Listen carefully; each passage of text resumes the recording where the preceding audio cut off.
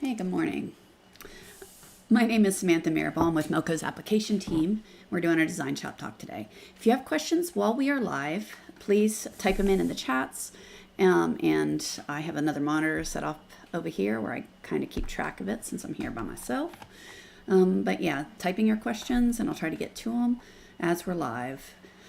I'll start off with the questions that were sent in ahead of time and we will go from there. All right. So, let me make sure both of them were actually working. There's YouTube and Facebook. Excellent. Okay. Awesome. How do you approach stitching out this font center out when the right side is stitching out correctly while the left side is not? Yeah. So all right. So hey Raul, thanks for joining today. So if you look at this font is designed and just how scripts work. It has to sew the C first, then the A. It's got to go from left to right. If it goes center out, this side, of course, is going to sew right because it's going in the correct direction. It's going from right to left. This one's going backwards. So every time it goes to sew the next letter, it's not going to look right. So what are your options, right? So the font has to sew from left to right. You're doing a hat. You want it to go center out. So what you can do is from the center, you can run a running stitch, right? So I can do a running stitch and zigzag or something. I can do an underlay manually on here, walk it back, then go here, and then I can start my C and run across. So it does the underlay center out and then it sews the word one direction. That will fix it, right? So you would manually digitize that, right? So you just come through here and I would start backwards and, from the S, do running or zigzag or maybe even edge walk, whatever makes sense for the size you're doing it. And just, draw that out, walk it back on itself, right? So it's coming back here and now I do the Y, the D, A, C. When I come back here, I start my actual top stitching and I go from left to right. And that will make it sew out right. So it's just how these fonts are designed, they overlap. And because they overlap, you can't sew it backwards. You have to sew from left to right. Good morning, Golden Sun. Thanks for joining today. So that's what I would do with this is I would, do the underlay, do a manual underlay, and then I would run my text from left to right and be done with it. Okay. What's the best way to sew a perfectly round patch onto a customer's hat? A post bed sewing machine. They're fantastic. It's got a post that sticks up and it's got a small little foot and it lets you just run around and sew it on. Yeah, that's how I would do it. It's doing it on the embroidery machine while you can. It's not ideal. I mean, if you're going to build it, like if you're going to embroider the patch directly into the hat, sure. You can go ahead and do that and embroider the whole thing. But if you're taking a pre-made patch and a hat and you're just trying to sew them together, it's so much faster, in my opinion, just to grab a sewing machine and go in a circle and be done with it. But normal sewing machines are a pain. The post bed is ideally the way to go. You can do things like put heat press backing on it and heat press it. And then sew it on. If you've got, not the best sewing machine to be able to handle it, that at least holds it still. So that's another way to handle it. I'm trying to add thread colors for a design that has multiple reoccurring of the thread. I made a mistake adding a number in the thread. So basically put one of these in the wrong spot. How do I change in the middle of numbering? All right, so let's say you did 40 colors and you realize color 23, color 23 was wrong. What do you do? So if I click on color 23 and highlight it, I went to my sewing machine, or I went to one of my machines right before here, took a bunch of pictures and uploaded them, I think. Let me make sure, see if they're uploaded from my phone. Let's see. Yeah, they did. View, extra large. Oh, yeah, they did. Okay. So, where are they? All right, so you got a few ways when you're setting up colors, right? So there's this option here, design colors or active colors. If you change it to active colors, it will take your list, as this is if the OFM is colored correctly, all right? And it will say, all right, you have 36 color changes, but you're only using 6 colors. and active colors will make 6 here. So then you just assign each of those 6. So click on that, click on the needle, click on that, click on the needle, and then you apply it, and it will apply it to your entire design with what those active colors are on the needle.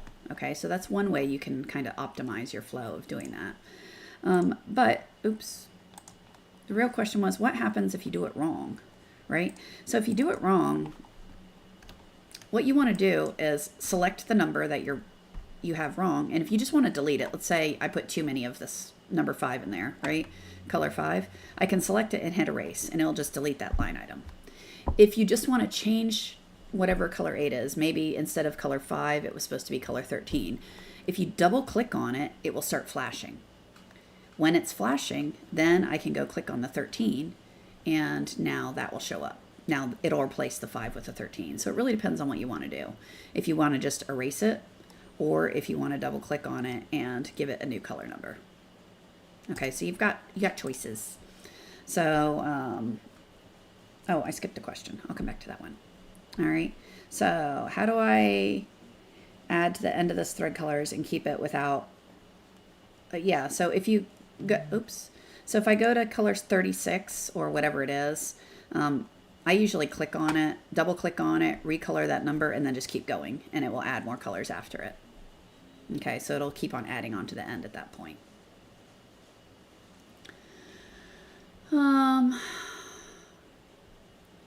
You ordered oil and it's white instead of yellow. So white is supposed to be what you use. So the lily white oil is actually good. If it's yellow, it's usually just it's a sign that the oil was really old. So white is actually the correct color of the oil for the machine. So it's just standard lily white machine oil, sewing machine oil. So the question typed in, they ordered oil, it came white instead of yellow. That's normal. And by white, you mean clear? If it's white like glue, don't use that, please. If it's, white like a piece of paper. If it's clear, that's correct. Yellow usually just means it's old or dirty, one of the two. Okay. Don't use olive oil. I went to a machine once and someone used olive oil. It hurt me. I had to clean that machine forever. Anyway, lily white sewing machine oil is the generic. All right, how do I convert a true type font stitch to, yeah, there's a link for the correct lubricant, so you can look at it in the comments. How do you convert true type font stitch to a walk or bean stitch? It always comes up as an outline. Yeah, it's going to come up as an outline. So what you're going to have to do is trace it. And if, yeah, so there's really no simple way, because what you're wanting to do is basically manually digitize a letter, right? So let's open up DesignShop. Text. You said it was a true type. Oops. So let's go to true type. What's a pretty one? Lemon? I like lemon. It's pretty. Okay. So, well, that's not a really good one to do as a bean font, but whatever. We're going to. Actually, it's a really horrible font for bean, but so if I do shift click, you're right, it gives me just the outlines. Okay. So if I want that as a bean stitch, sometimes you can do this, tell it to do bean, and there's another option there. It usually isn't on these fonts. So literally what you're going to have to do is this, is trace around using your font as artwork. Okay. So if you want it to be a bean stitch, there's my bean. What? I'm thinking. I'm going to go this way. All right, so I'm going to start here.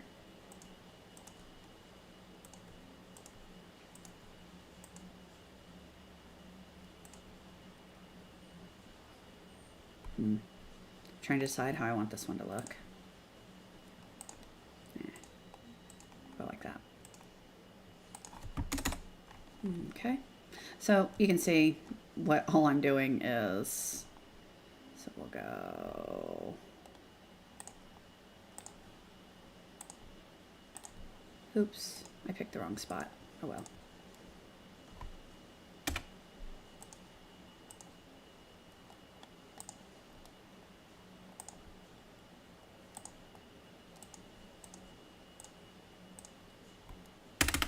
I'm just hitting the backspace key if I click the wrong button. Like if I don't like the point, like some of these I don't like where I'm clicking. Just doesn't look right. There we go. That's better.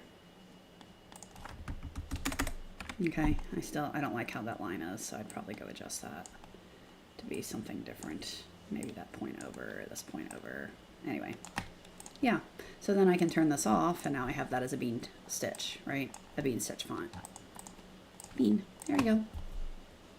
All right. You can also use, there's some pretty fun fonts here, or stitch type if I go to decorative and I change this to chain stitch thin.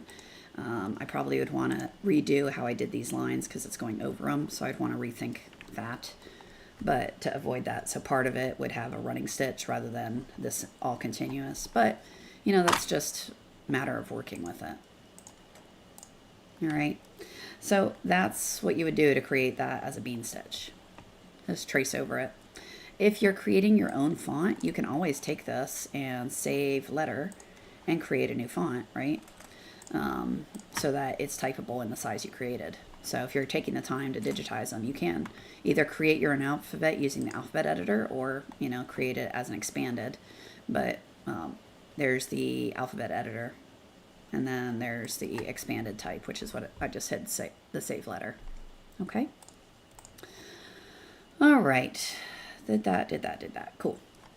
Trying to do digitizing inside, you deal with a lot of photos, tractors. You have DesignShop 12 Vector. Is that the level of software that you need to digitize from photos?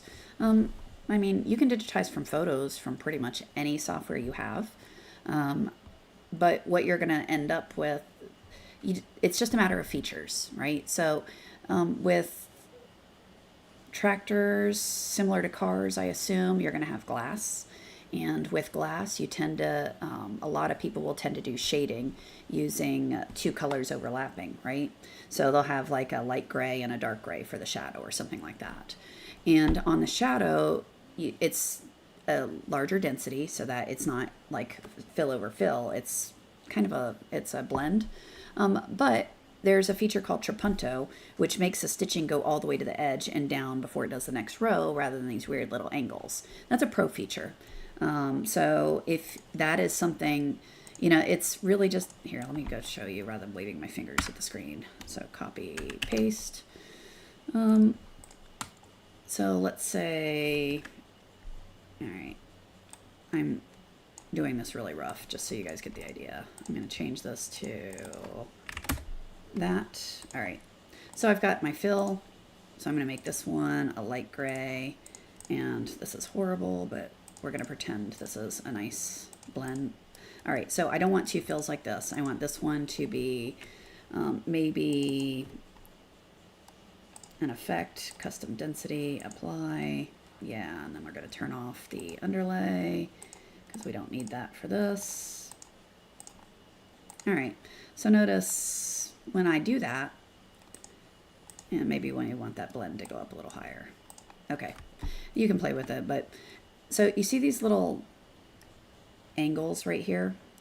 Those are, they're just going to be there. It's from where the density goes from one line to the next. So if this distance isn't the stitch length, bigger than the stitch length, it's just going to connect to the next stitch and keep going. Well, often it looks cleaner if you do this Trapunto. It drags it all the way to the line and over, right? So that's a pro feature of the software. So if you want that, if that's important to you, you'd want that feature, right? I use it a lot. You can see it's, to me, it looks a little cleaner. Will people notice that? I notice it, but do the customers? Probably not. It's just me being picky, right? So it's really a personal preference on when you're doing things, what do you want? That blend feature, if whoever's on for Milko, is that part of Vector or is that only Pro? So blend might even be a Pro feature. I'm really bad with the features. I just know I use Pro, so I have it all. But yeah, it's just a matter of features. So can you take a picture, open it, and digitize it? As long as you have a digitizing software, yes. But like if you digitize something as a, let's say you do it as a fill and you decide, oh, now I want to add a border to that. If you have just the basic digitizing software, you won't have the ability to click shift and click to create a border on that, right? So that was, I put a border on this super fast because I have that built into my software. If you didn't have that, could you still do it? Yes, I could come over here, say single line border, trace it, and now I have a border, but I have to do that manually. So those I like to think of as workflow enhancements, things that speed your work up, make life easier, and those sorts of things. So, you know, decoratives, that's another one. With tractors, trying to think, would you use a lot of that? I don't know, with grass, like if you're going to do the grass that it's on, a decorative for the grass might be nice, and things like that. So there's a lot of like higher level things that you can do by yourself, right? I can sit there and draw grass with a manual stitch, right? So or not a manual, but a walk stitch, right? So I can come over here and scribble until I get something that looks right. All right, this does not look like grass, but you know what I mean? I can scribble it by hand, or I can use decoratives and get it done with 3 or 4 clicks and be done with it. Okay, so it's what's important to you. From vector, yes, you can do pictures. You know, it's just a matter of tracing over it and, you know, designing it till it looks good to you. Okay. We did get a link to all the levels so you can see the different features. Like I said, I'm a big fan of the professional one, but right when I started learning all this stuff, all right, years ago at this point, but I have a bad habit. I always, if the software can do it, I want the ability to do it, even if I don't use it, because eventually I figured I'd use it. So I bought the highest level right from the beginning because I intended to, I get mad when I can't do things and I know the software's in the capabilities in there. So that's a me thing. All right, let's see. Yeah, so hopefully that helps. Digitizing, so I assume you're trying to do something like this. So 15 milliliter yarn or ml yarn, I don't know what that is. I assume it's something like this chunky stuff that I have down here. So this is one I did a while back, just to figure out how to digitize it and how to create the files and all that stuff. There's a lot that goes into that just from a thinking perspective. So let's see, like here, this is actually how I planned it. All right. So first thing I did was I created the text I wanted in a vector. Basically, I created the word and then I had it like right here, this shark. I drew it out how I wanted it to be, and then I gave it the width, and this is a points to match the width of the yarn. So I measured the yarn and then I grabbed the width and kept on changing it until this was roughly the size of the yarn. So that's what this is. This is a vector line that I drew just using this gray right here. So I did a vector line and then I selected that line and changed the width to be the width of the yarn that I intended to use. Okay. That was just so I could see it on the screen. Okay. So I'd have a point of reference of what I was doing. Right. Okay. So from there, now I have to think about how I'm going to digitize it. Right. So I drew it just, this is how I went about it. So I took the entire thing and did a running stitch. I figured that would be good. Sew that out. So now I know where my yarn is going to be placed, right? So I have a visual of where I need to stick the yarn. And now you got to think about it. Do I want to be sewing with my hands behind the machine, right? Do I want my hands in the machine and the needle coming at my hands and the pantograph coming forward? I don't know about you. That's not me, right? So what I chose to do is I went to thinking about it and said, all right, so for, oops, let's undo that. So for each of these, I want to start and then where I can have the hoop all the way out, the yarn laid down, and then it sews where I already have the yarn in front of the needle case. So I started from the back and I sewed forward. So what did I do?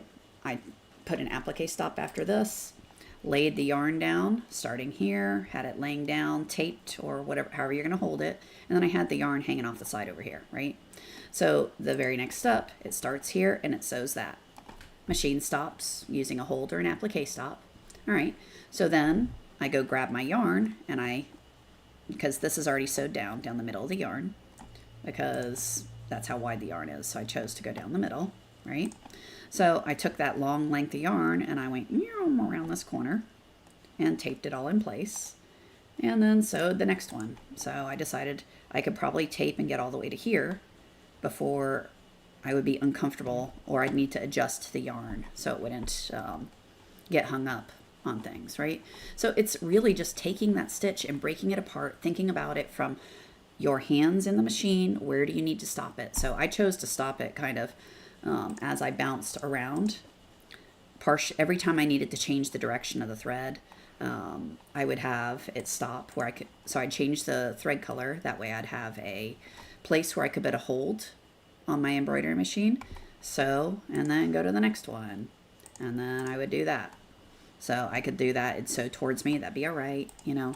And I just literally worked my way around, making sure I got where I could lay the thread down, have it sew that much, stop, and then I could readjust the thread, the yarn, and have it keep going, right?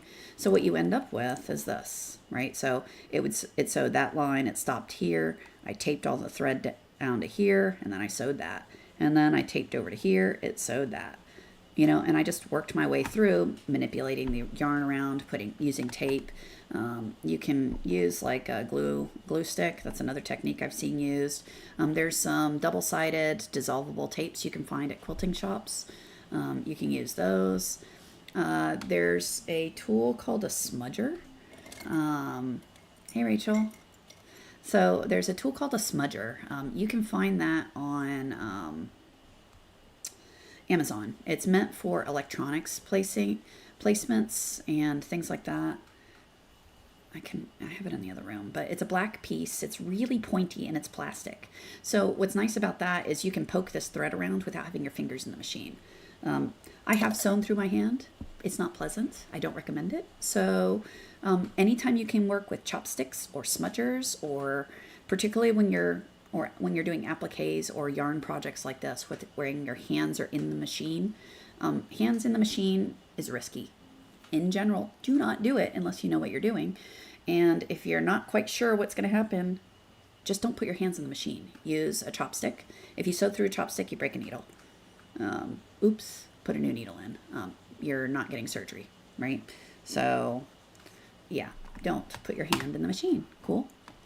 But anyway, yeah, that's how I would approach this sort of project, is measure the yarn that you're going to use and digitize your project accordingly, right? So it's really just a big thinking exercise of how am I going to stretch this around?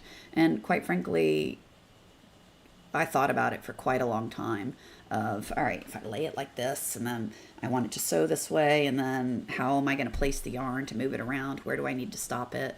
And for the most part, it's just every time I change directions is when I would end up, you can see all these different color changes. Every time the thread was changing directions is when I would end up having a stop. Okay? So does that help at all? I think I actually made a gazillion videos. Oh, that's the smudger. So I actually made, when I was making this, I made a gazillion videos of me doing it, just to see, in case anyone ever wanted to see it at some point. But yeah, so there's a smudger there, and tape and other things where I still put my hands too close. I did not need to be holding that smudger that close. I think when I showed these videos to Nate, oh, there it is. That's the smudger. I think he still cringed because my hands were too close to the machine. So, but that's a bad habit I've gotten into because I work around them and I know what they're doing. All right, what questions do you guys have? Because those are the ones that were sent in ahead of time. Rachel, you had messaged me something and I was completely busy and forgot. Let's see what your question was. Oh. Let's see. No text. Where is that one?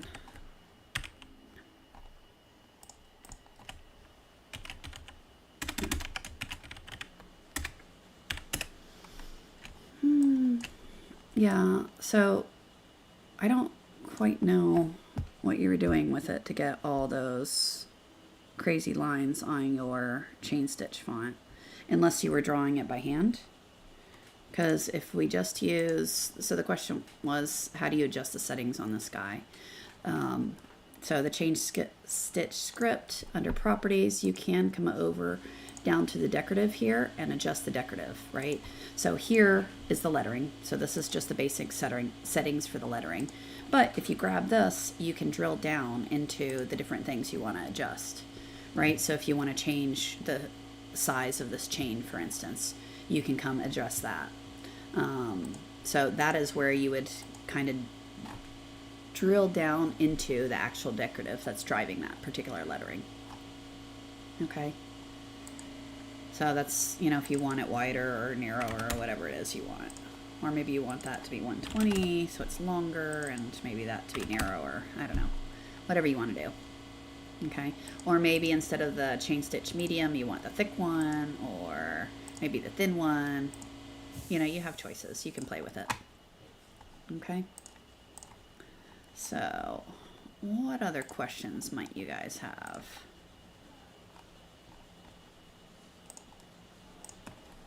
Let me look through the text chain or the comment chain. I don't see any typed in. All right. Yeah, because those were the ones that I had sent in ahead of time. So I will hold on the line in case you guys have more questions that you're typing in. And that way I don't just hang up when you're frantically typing. But yeah, we will be back next Thursday, I believe. Let me check real quick on the calendar. Yeah, so next Thursday. Good morning, Alberto.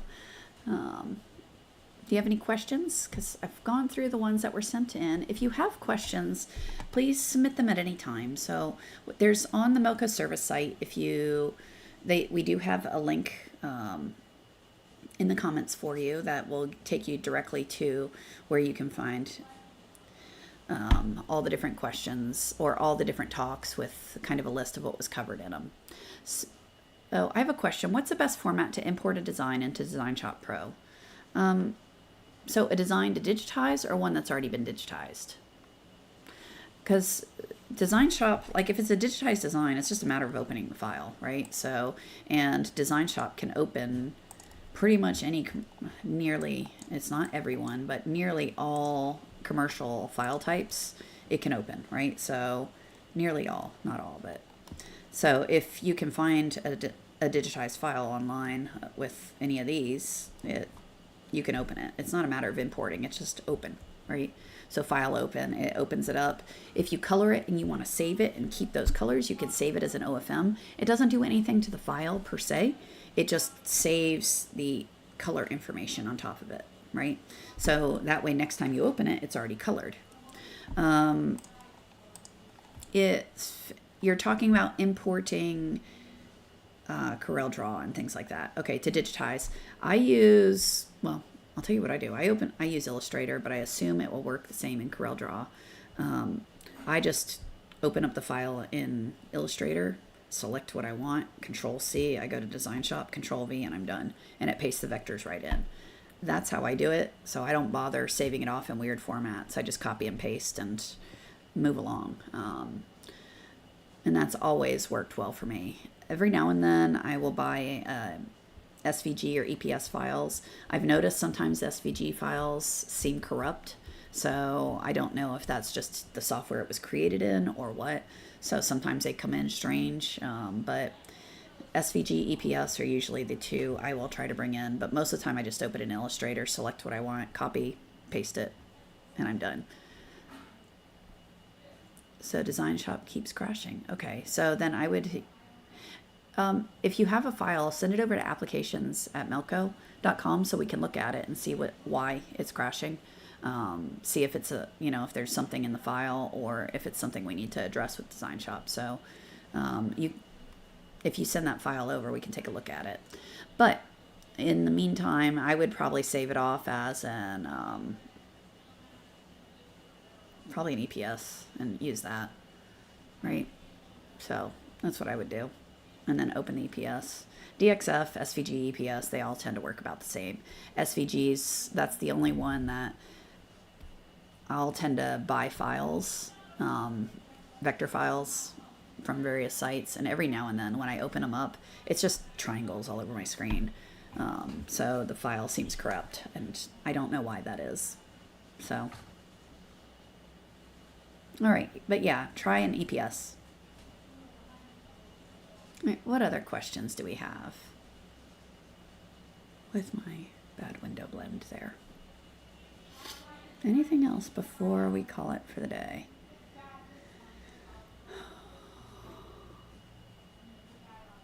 Today, I'm just talking in case anyone's typing in, and then we'll be done. But today I've did close to 100 hats so far, and 50 shirts, and then I also did screen print transfers of another 75 shirts, and all before noon. I call that good work today. So, all right, y'all, have a fantastic weekend. I will be back next Thursday. Let us know what you want to learn about, typing your questions. Anytime you have questions, fill them in on that little form. It leaves them in a spreadsheet where before the next talk, I go pull them all. If I need to make examples, I can. Like that shark one, there's no way I could have done that on the fly, so having it was helpful. Well, I could have done it on the fly. It'd just be really clunky versus well thought out. So, all right. Have a good weekend. Have some fun sewing, and I will talk to you then. Bye, everyone.